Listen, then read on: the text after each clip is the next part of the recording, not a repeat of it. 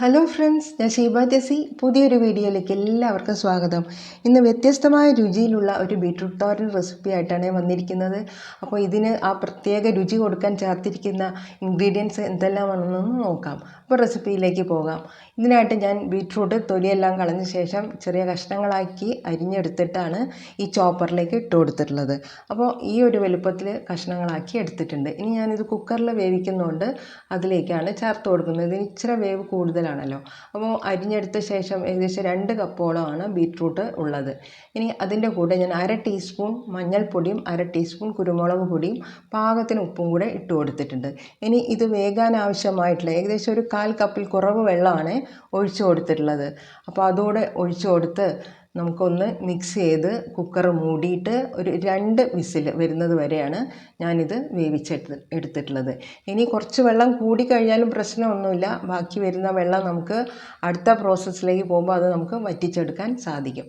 അപ്പോൾ ഇത് നന്നായിട്ടൊന്ന് ഇളക്കി കൊടുത്ത് ഇനി നമുക്ക് കുക്കർ മൂടി വിസിലിട്ട് ഞാൻ 2 വിസിൽ വരുന്നത് വരെയാണ് വേവിച്ചെടുക്കുന്നത്. അപ്പോൾ ഇതാ കുക്കറിൽ 2 വിസിൽ വന്ന ശേഷം ഞാൻ കുക്കർ തുറന്ന് നോക്കുകയാണ്. അപ്പോൾ വെള്ളമെല്ലാം വളരെ കറക്റ്റാണ്. വളരെ കുറച്ച് എന്നാലും വെള്ളം അതിനടിയിൽ കാണുന്നുണ്ട്. അത് നമുക്കൊന്ന് വറ്റിച്ചെടുക്കാം. അല്ലെങ്കിൽ അടുത്തതായിട്ട് നമ്മൾ ഇനി വഴറ്റുന്ന സമയത്ത് അത് പെട്ടെന്ന് തന്നെ അബ്സോർബായി പോയിക്കോളും. അപ്പോൾ ഇവിടെ ബീറ്റ്റൂട്ട് നമ്മൾ വേവിച്ചെടുത്തിട്ടുണ്ട്. ഇനി അടുത്തതായിട്ട് ഇതിലേക്ക് ഒരു അരപ്പ് വേണം. അതിനായിട്ട് മിക്സിയുടെ ജാറിലേക്ക് 1/2 കപ്പ് തേങ്ങയാണ് ചേർത്ത് കൊടുക്കുന്നത്. ഇനി അതിൻ്റെ കൂടെ ഞാൻ 2 വെളുത്തുള്ളി അല്ലി ഇതിലേക്ക് ഇട്ട് കൊടുക്കുന്നുണ്ട്. പിന്നെ നമ്മൾ ഇതിൽ ചേർത്ത് കൊടുക്കുന്നത് 1/2 ടീസ്പൂൺ മഞ്ഞൾപ്പൊടിയും അതുപോലെ 1/2 ടീസ്പൂൺ കുരുമുളക് പൊടിയും. ഇനിയാണ് ആ പ്രത്യേക ഇൻഗ്രീഡിയൻറ്റ് ചേർക്കുന്നത്. ഒരു 1/4 ടീസ്പൂൺ വരെ പെരുംജീരകം, വറുത്ത് പൊടിച്ച പെരുംജീരകത്തിൻ്റെ പൊടിയാണ് ചേർത്ത് കൊടുക്കുന്നത്. ഇനി ഇത്രയും കൂടെ ഇട്ട് കൊടുത്ത് നമുക്ക് അത് ഒന്ന് തരുതരുപ്പായിട്ട് ഒന്ന് അരച്ചെടുത്ത് കൊണ്ടുവരാം. ഇതുപോലെ വേണം നമ്മൾ തേങ്ങ ഒന്ന് അരച്ചെടുത്ത് കൊണ്ടുവരാൻ. ഇനി ഇതിലേക്ക് ഞാനൊരു 10-12 ചുവന്നുള്ളി ചെറുതായിട്ട് കനം കുറച്ച് ഞാൻ അരിഞ്ഞിവിടെ നമുക്ക് വയ്ക്കാം.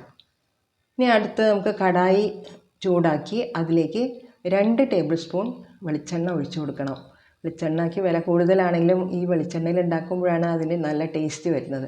1/2 ടീസ്പൂൺ കടുകും അത്ര തന്നെ ഉഴുന്ന് പരിപ്പും ഒരു 2 വറ്റൽമുളകും കൂടെ ഇട്ട് ഒന്ന് മൂപ്പിച്ചെടുക്കണം. അപ്പോൾ ആ പെരുംജീരകം ഇട്ടിട്ട് നമ്മൾ ഉണ്ടാക്കുമ്പോൾ അതിൻ്റെ നല്ലൊരു ഫ്ലേവറും നല്ലൊരു ടേസ്റ്റും കിട്ടും. മാത്രമല്ല ഇതിൽ പച്ചമുളക് ചേർക്കുന്നില്ല. കുരുമുളകിൻ്റെ എരിവിലാണ് നമ്മൾ ഈ ബീറ്റ്റൂട്ട് തോരൻ ഉണ്ടാക്കുന്നത്. അപ്പോൾ അതൊന്ന് മൂത്ത് വരുമ്പോൾ നമ്മൾ അരിഞ്ഞു വെച്ചിരിക്കുന്ന ചുവന്നുള്ളി ഉണ്ടല്ലോ, അതും കുറച്ച് കറിവേപ്പിലയും കൂടെ ഇട്ട് കൊടുത്ത് നന്നായിട്ടൊന്ന് വഴറ്റിയെടുക്കണം. അപ്പോൾ ഇതാണ് ഇനി നന്നായിട്ട് വെന്ത് വരാനുള്ള ഇൻഗ്രീഡിയൻറ്റ് ആ തോരനിൽ. അതുകൊണ്ട് നല്ല പോലെ ഒന്ന് നമ്മൾ വഴറ്റി ചുവന്നുള്ളിയെല്ലാം നല്ല സോഫ്റ്റായിട്ട് ഇതുപോലെ ആകുന്ന വരെ നമ്മൾ വഴറ്റി കൊടുത്തുകൊണ്ടേ ഇരിക്കണം. ഇപ്പോൾ ചുവന്നുള്ളിയെല്ലാം നന്നായി വെന്ത് വന്നിട്ടുണ്ട്. അപ്പോൾ അതിലേക്ക് നമ്മൾ അരച്ച് വെച്ചിട്ടുള്ള ആ തേങ്ങയുടെ കൂട്ട് അതിലേക്ക് ചേർത്ത് കൊടുക്കാം. ആ തേങ്ങയിൽ നമുക്ക് അധികമായിട്ട് വെന്ത് വരാനൊന്നുമില്ല. അതുകൊണ്ട് ചെറുതായിട്ടൊന്ന് വഴറ്റിയെടുത്താൽ മതി. ഇതുപോലെ ഒന്ന് ഇളക്കി കൊടുത്താൽ അത് പെട്ടെന്ന് തന്നെ ആവി കയറുമ്പോൾ വെന്ത് വരും. ഇനി നമുക്ക് വേവിച്ച് വെച്ചിരിക്കുന്ന ബീറ്റ്റൂട്ട് ഇതിലേക്ക് ചേർത്ത് കൊടുക്കാം. കുറച്ച് വെള്ളം തോട് കൂടിയിട്ടാണ് ബീറ്റ്റൂട്ട് ഞാൻ വേവിച്ചെടുത്തത്. അത് ഇനിയിപ്പോൾ ഈ കടായിൽ കിടന്നിട്ട് അത് വറ്റിപ്പോയിക്കോളും. അപ്പോൾ അതിന് വേണ്ടിയിട്ട് നമ്മൾ എന്ത് ചെയ്യണം, നല്ല പോലെ മിക്സ് ചെയ്തെടുക്കണം.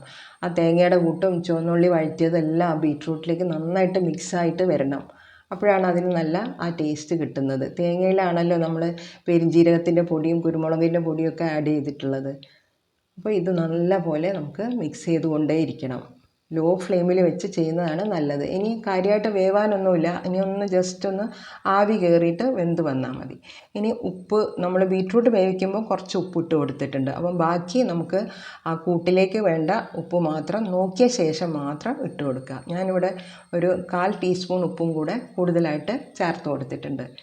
ഇനി ആ അരപ്പ് അതിലേക്ക് മിക്സാകാൻ വേണ്ടിയിട്ട് നമ്മൾ നല്ല പോലെ ഒന്ന് ഇളക്കി കൊടുക്കണം സ്പാറ്റില ഉപയോഗിച്ചിട്ട്. എന്നിട്ട് നമ്മൾ ആവി കയറാൻ വേണ്ടിയിട്ട് ഇതുപോലെ തട്ടിപ്പൊത്തി മൂടി വെച്ച് ലോ ഫ്ലെയിമിൽ വേണം ആവി കയറ്റിയെടുക്കാൻ.